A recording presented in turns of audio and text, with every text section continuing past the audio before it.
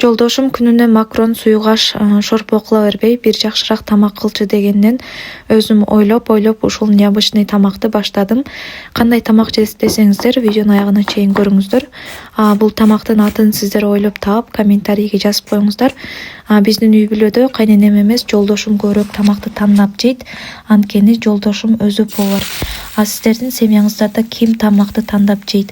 Эң биринчи эле пиязыбызды салып, кызыл кылып кууруп алабыз дагы, артынан сабизди салып, томаттан салып кууруп алабыз. Суу куюп, каалаган приправаларыбызды салып кайнаганча коюп коебуз. Фаршыбызды туурап, приправалардан кошобуз дагы. Ич май кошсоңуздар да болот, бирок мен ич май кошкон жокмун.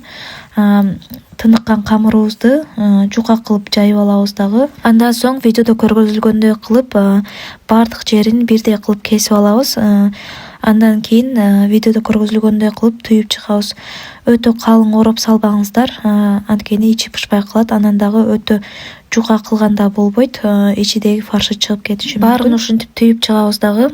Бизде үй бүлөдө аз эле адам болгондуктан мен аз эле бышырдым. Андан соң кайнап жаткан шорпого үстүнүн көмгүндөй кылып куюп алабыз. Эгерде суусу аз болсо суудан куюп алабыз дагы. Коюп коебуз, 35 мүнөт ага бышканча коюп коебуз. Мен болсо ашып калгандарын морозилникке тоңдуруп койдум. Каалаган учурда шорпого салып ичсеңиздер да болот. Бул тамагым да даяр болду. Эгерде бул рецепт сизге жаккан болсо, сөзсүз түрдө жасап көрүңүздөр. Аябай даамдуу тамак болот.